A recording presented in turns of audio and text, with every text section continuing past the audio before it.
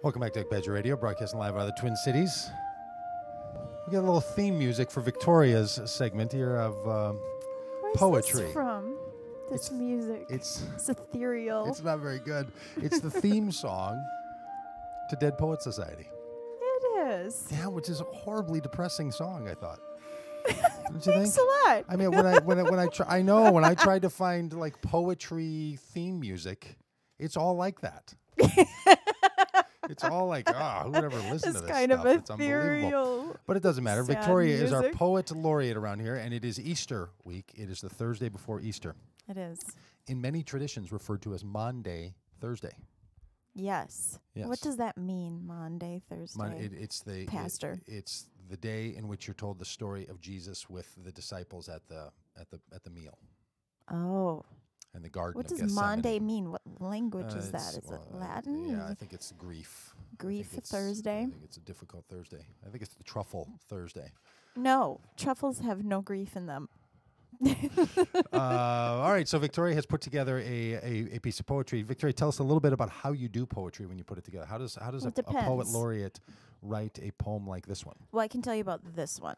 Okay. So this one, I'm writing about the woman who touched Jesus and was healed without him really knowing about it. Without him knowing about it. The bleeding woman. The woman had been bleeding for 12 years. She'd used up all her resources, gone to see lots of doctors, and she was actually worse. And so that's all we know about her. But for this poem, I spent a lot of time writing fiction for like a month. I made up a story for her, most of which I did not use in the poem, but it mattered to me to like create this whole life for her. And then I started writing after I went through that process. So I don't always do that. Sometimes for some poems, some of these poems about biblical women, I'm collecting their narrative. Like when I wrote about Sarah, I was following her timeline. They traveled a lot, and where were they when, and what happened when, and just collecting. Like I had all these timelines in my notebook. So it's a very different kind of process. And then I try to enter into parts in the story where I think there's real emotional resonance. Or I made up emotional resonance. Well, I mean, there's a lot of emotional resonance to a story of a woman anyone suffering from a health condition for 12 years. And But in the Bible, it's a fairly short story. it's a short segment. So you've added some. So I'm trying some of to what's going on in your head when you're reading that story. Yeah, and that fair? I'm imagining. So some of the questions I had was, what kind of person, despite being ostracized, unclean, and completely destitute, goes out in public when she's not supposed to and risks her life, basically. How does she have the gumption to do that and touch Jesus? I mean, anyone she touches, she makes unclean. So it takes a certain kind of person to be able to do that. So I had to think about, what did she have in her life that gave her the ability to do that? I was also curious, what would it be like, having been healed in that way, to then see Jesus be crucified? Okay. What did that mean for her? That was a big question for me that I was curious about. And then just, all the other aspects of the story. So where did she live? What happened? So, okay. So why don't I just read it? I like it. All right, good. Dawn. 1. Time measured by beams of light passing through slats above my head, shifting strips, sunlight woven across the floor. Time speaks in voices of vegetable vendors calling the names of their wares. Morning means broth and bread. Night means washing water and new clothes. After I bathe, time begins new for a moment, as if I could step into the temple again, clean, offer a sacrifice, and hear the music of the Torah once more. Instead, I step over the threshold of my shed, where I cease to exist, alive but erased. 2. Scent of roses, scent of mother, fading with the dream of her cool hand on my forehead, her body pressed close, washing me like an infant or a palimpsest, erasing the story of unclean. The scent of her protection, gone, now replaced with the scent of fear from my brother's wives, who left me here to die. 3. Before the moon was my only friend, Before I smelled of blood and feces, there was jasmine and lavender, and the way my blood hummed in happiness when his hand secretly brushed mine as I served him wine. 4. Nothing fills the void, the absence of day. Recite prayers, hum sacred songs, thrust it all back at the vast black night. Yet I sink, strain to breathe, long for a knife to end my life. Then the day comes, I endure. 5. Wake to a hiss, find Jesus, a cloak tossed on my face, filled with the scent of my old friend Marin. Emerged from my shed in the day, for the first time since mother died, bathed in the salmon dawn sky, rough smear of red yellow broadening gently on the horizon, as if the sun knows to slide up slowly so I might adapt to its bright kingdom. 6. Glorious cacophony, dust, spices, bright fabric wind dancing, follow whispers, Jesus is coming. So many pressed around him, cannot avoid touching them, spreading uncleanliness.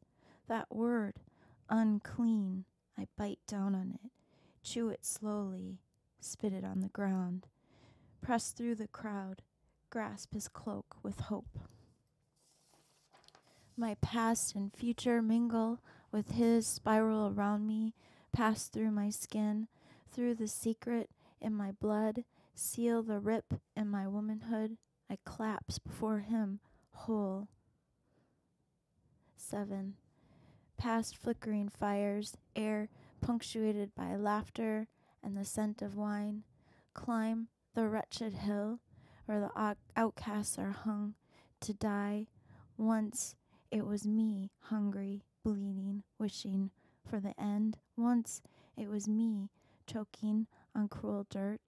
At least my shame was hidden in my shed. Here, shame stretches beyond the trees, contaminating us all.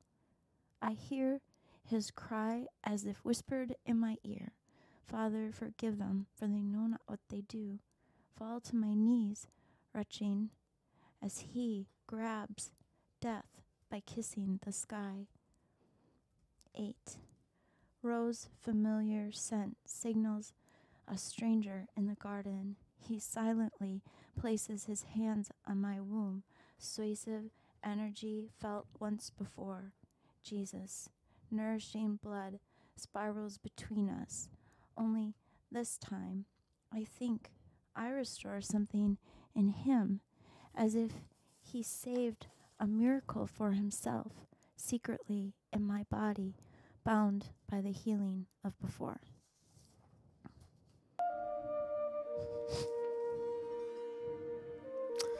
The poetry of Doug Pagitt Radio Poet Laureate, Victoria Lynn.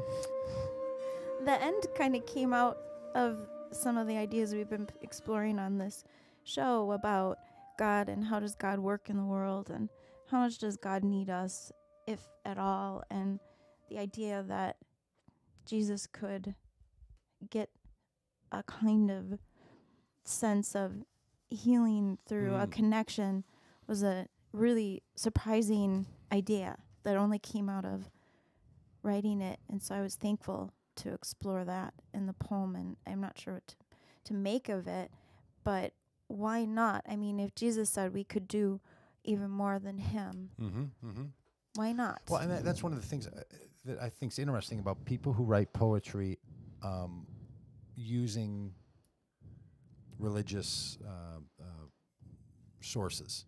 Do you feel sometimes like the poetic action or the poetic license or the poetic calling, probably a better way to say it, would keep you, is limited somehow by you have to say the right thing, or you have to say the thing, like you can't push that boundary because there's some right way to think about that. And it's interesting. I was thinking that while you were reading it, and then when you brought that up too, like, No, I think it's okay that I import into the relationship between Jesus and this bleeding woman something where she's benefiting him. Because that feels unorthodox to people, right? Like that's not the way it's supposed to go. And what does that do to a poet to have to say, I have to be really careful not to allow the poetic craft to say something different than what's officially true by some standard of whatever is officially true. I have had periods where I've been more concerned about because of the communities in which I've been located. I've thought about, if this poem were out, I would probably have to publish it under a pseudonym or I might lose my job kind of thing. Yeah. But I'm not in a I don't have the same kind of communities. I have much more freedom in my communities now. It did occur to me but do you think that's one of the reasons why Christian communities tend not to produce good art is because yes. there's I actually do. I've thought about this a lot, especially with music, that you can't be honest. Yeah. You can't even if you're not honest, you can't even explore. Right. Because sometimes people, I'm sure in your poetry, people certainly do it in their writing of books, and people do it in their music and so on, where they're just saying stuff that they think maybe, right? Like they're trying it. They're putting it in the mix, and that seems even worse than stopping someone's. Not worse. It seems even more restrictive than stopping someone's honesty. You can't even stop their exploration before they even get to honesty. They're not even sure they think that yet. I was having a great conversation with Michael Toy, a friend of the radio and also a poet. He was talking about having written a poem for a group once and writing the poem he thought he should write for them, and then the poem that he really needed to write, and how the group wasn't into the one he thought he should write, and wound up he shared at some point the one that he wrote out of more of an exploratory state, and he had an important realization, uncomfortable realization, that he hadn't given them credit in a way. Nice. And so it was an important conversation for me that I've thought about a lot, and I appreciate Michael Toy for this kind of thing, just exploring the nature of what we do and also what we perceive others want of us. And I don't ever find any of those perceptions very useful or helpful. I mean, it's a pretty solitary, lonely work. Not lonely in a bad way necessarily, but and if you're spending too much time worrying about audience or community, I don't know, it just doesn't seem to, I can't get anything good out of that. Well, and it really is one of the things, especially about Easter stuff. Like if Easter were seen through the lens of poetry and the rules and the spectrum and the perspective, as opposed to through the lens of theology or the lens of holiday or the lens of teaching or something, we might traffic in the depths of what life and death and resurrection could mean for life really differently than if it's teaching or holiday or something else. And so and there's probably reasons, I'm not a conspiracy theorist, but there are probably good reasons why over the years the mechanisms of poetry and art have been restricted in their ability to comment on this, because there's so much invested in the theology and the holiday nature it gets of the to be whole thing. serious business when they're imprisoning poets in other parts of the world. The government is, because they're scared of what they're going to say. And when you're reading the Easter story as it's told in the Gospels, Matthew, Mark, Luke, and John, it feels much more like poetry. Actually, I mean that's a much easier connection to make than the holiday narratives. Like what holiday are we supposed to get out of this? Because every kid's going to ask tomorrow if they get dragged to a church service. Why is it? What's good about this Good Friday? Yeah. Right? And in Jewish traditions, the whole Passover is built around people and kids, especially asking questions. Why do we do that? And what's that? Yeah. But the Christian traditions not tended to be built around that. Not so much big with the questions. So anyway, I think there's something that and for some people when they hear poetry, it moves into what is sort of this, right? Even the greeting cards, even the theme song, the kind of ethereal and not really real stuff. It's like, well, that's just those are the kinds pretty of things airy. somebody says. So thank you, Poet Laureate. Thank you, Victoria.